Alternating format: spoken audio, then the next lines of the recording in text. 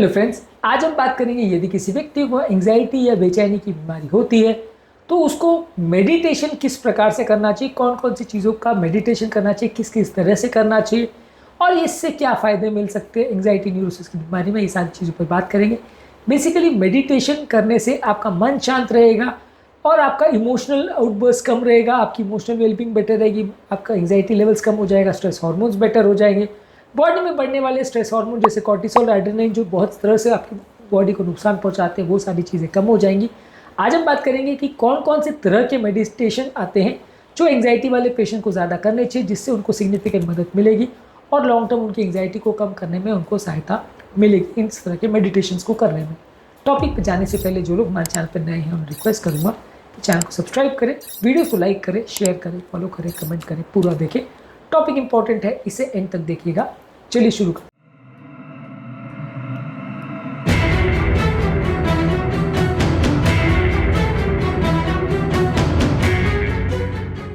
सबसे पहले mindfulness meditation, जो कि एंजाइटी के लिए सबसे कॉमन तरीके का मेडिटेशन है।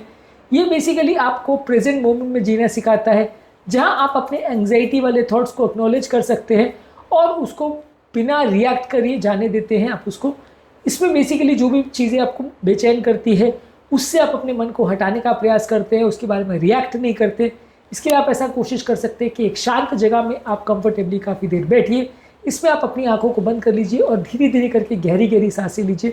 इस दौरान अपनी आप सांस लेने की शक्ति को, अपने बॉडी के सेंसेशंस को, अपने आसपास के साउंड्स को फोकस करने का प्रयास करिए। इस दौरान यदि कोई बेचैन करने वाले मन में विचार आ रहे हैं तो उस पर ऑब्जर्व करिए और अपनी नॉर्मल ब्रीदिंग पर वापस आ जाइए।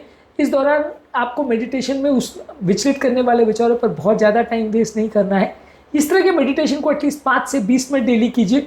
इससे आपका ओवरथिंक कम हो जाएगा, आपका फोकस इंप्रूव होगा और मानसिक तनाव कम होगा। इसके अलावा आता है डीप ब्रीदिंग मेडिटेशन। ये आपके नर्वस सिस्टम को काम करता है, आपके पैरासिम्पैथेटिक रिस्पॉन्स को बढ़ाता है और आपको रेस्ट और रिलैक्स मोड में लाता है। इसमें आपको कोशिश ये करनी है कि गहरी गहरी सांस लीजिए नाक से, लगभग 4 सेकंड के लिए धीरे धीरे करके सांस लीजिए। उसके बाद अपनी श्वास को रोक लीजिए 4 सेकंड के लिए और फिर धीरे धीरे करके 6 से 8 सेकंड में अपनी सांस को छोड़िए। इसको 5 से 10 मिनट तक रिपीट करते रहिए। ये पैनिक अटैक्स के लिए काफ़ी अच्छा है और एंजाइटी से तुरंत रिलीफ दिलाने के लिए अच्छा है। यदि आपको बहुत ज़्यादा एंजाइटी और बेचैनी हो रही है तो डीप ब्रीदिंग आप कर सकते हैं। डीप ब्रीदिंग करने से आपको ओवरऑल जो है मन तुरंत शांत होता है, तुरंत आपको रिलीफ मिलता है। खासकर पैनिक अटैक का अगर प्रॉब्लम है तो आपको ज़्यादा फायदा देखने को मिलेगा।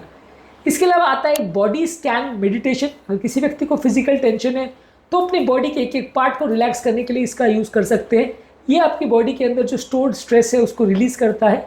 इसके लिए आप एक शांत वातावरण में कुछ देर के लिए लेट जाइए, अपनी आंखों को बंद कर लीजिए और गहरी गहरी सांसें लीजिए धीरे धीरे करके। इसके अलावा धीरे धीरे करके अपने पाँव की तरफ अपना सेंसेशन को फोकस करिए। कोशिश करिए कि वहाँ पे कोई टेंशन है या नहीं ये समझने का और उसको धीरे धीरे करके रिलैक्स करिए।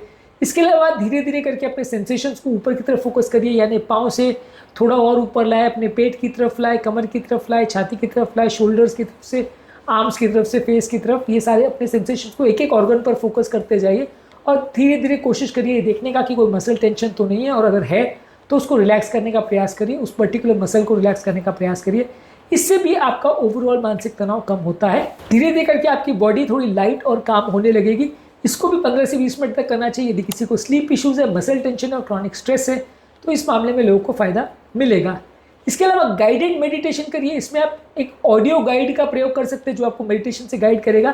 टीवी पे, यूट्यूब पे आप किसी की ऑडियो सुनना चालू कर दीजिए, वो आपको गाइड करेगा कि आप श्वास अंदर लो, अब बाहर छोड़ो, या अब ऐसा करो वैसा करो। ये अलग अलग तरह के ऐप्स होते हैं, ये अलग अलग तरह के यूट्यूब के चैनल्स होते हैं जो आपको गाइड करेंगे कि इस स्टेप में आपको ये करना है, उस स्टेप में वो करना है। इसको गाइडेड मेडिटेशन बोलते हैं। ये भी काफ़ी उपयोगी होता है। उसके वातावरण में आप खुद को इन्वॉल्व कर लेते हो। वो लोग कई बार एक अच्छा पीसफुल म्यूजिक भी प्ले करते हैं अपने चैनल्स पे, जिससे आपका मन और ज़्यादा इन्वॉल्व हो जाता है और आप मेडिटेशन ज़्यादा अच्छे और ज़्यादा सक्सेसफुली, ज़्यादा अच्छे रिजल्ट्स के साथ कर सकते हो। तो ये सारे मेडिटेशन का आप प्रयोग कर सकते हो। अगर किसी व्यक्ति को बहुत ज़्यादा स्ट्रेस और एंग्जाइटी का प्रॉब्लम है तो इस तरह की गाइडेड मेडिटेशन वो फॉलो कर सकता है। इसके अलावा एक लविंग काइंडनेस मेडिटेशन आता है इमोशनल हीलिंग के लिए।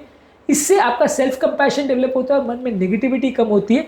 इसमें आप अपनी आंखों को बंद करिए और गहरी गहरी सांसें लीजिए और उसमें आप बार बार इस तरह की चीज़ों को सोचने का प्रयास रखिए कि मैं खुश रहूँ, मैं सेफ रहूँ, मैं अपनी एंग्जाइटी से निकल जाऊँ। दूसरे भी खुश रहें, दूसरे भी सेफ रहें, दूसरों को भी एंग्जाइटी नहीं हो, वो भी अपनी हैप्पी लाइफ जिए। यानी खुद के बारे में और दूसरों के बारे में अच्छा और पॉजिटिव सोचिए। इससे आपके मन को काफ़ी शांति मिलेगी और आपके मन में मौजूद एंग्जाइटी की फीलिंग काफ़ी कम हो जाती है। इससे आपकी सोशल एंग्जाइटी कम हो जाती है, सेल्फ क्रिटिसिज्म कम हो जाता है और इमोशनल हीलिंग बेटर होती है। एंग्जाइटी के पेशेंट्स के लिए ये भी अच्छा है। यूजली आपको कोशिश करनी चाहिए कि 5 से 10 मिनट एटलीस्ट डेली मेडिटेट करिए। अगर एक्सपीरियंस मेडिटेशन करने वाले लोग हैं तो 20 से 30 मिनट मेडिटेशन कर सकते हैं ज़्यादा अच्छे रिलैक्सेशन के लिए। एंग्जाइटी के एपिसोड में 2 से 5 मिनट की डीप ब्रीदिंग करिए तो इससे आपको इंस्टेंट फ़ायदा मिल सकता है। इसके अलावा आप योग निद्रा का प्रयोग कर सकते हैं। ये गाइडेड मेडिटेशन है, डीप रिलैक्सेशन के लिए आप इसका प्रयोग कर सकते हैं।